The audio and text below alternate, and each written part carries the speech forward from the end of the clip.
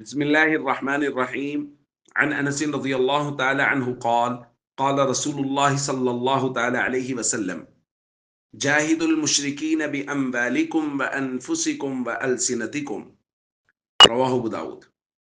نبی کریم صلی اللہ علیہ وسلم نے ارشاد فرمایا، مشرکین سے جہاد کرو اپنے مالوں کے ساتھ، اپنی جانوں کے ساتھ اور اپنی زبانوں کے ساتھ.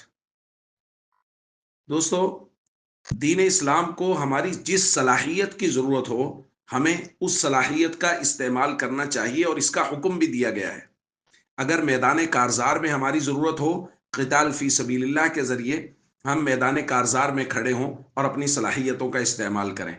اور اگر کفار کی طرف سے دین اسلام میں شکوک و شبہات پیدا کرنے کی کوشش کی جا رہی ہے، لٹریچر کے ذریعے سے وہ لوگ زبان کے ذریعے سے فتنہ پھیلا رہے ہیں، تو پھر اپنی اس صلاحیت کو استعمال کرنے کا حکم دیا گیا ہے کہ جو شبہات وہ پیدا کریں ان شبہات کو ختم کیا جائے اور ان شبہات کا جواب دیا جائے. اس لیے حضور علیہ الصلوۃ والسلام نے باقاعدہ فرمایا کہ اپنی زبانوں کے ساتھ بھی جہاد کرو.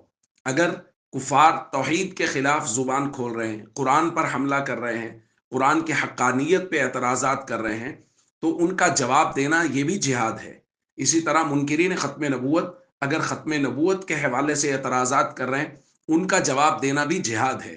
اسی طرح منکرین صحابہ و اہل بیت اگر صحابہ و اہل بیت پہ کوئی اعتراضات کر رہے ہیں تو ان کا جواب دینا بھی جہاد ہے.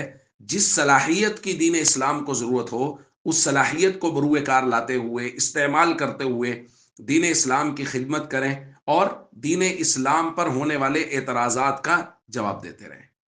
السلام علیکم ورحمۃ اللہ وبرکاتہ.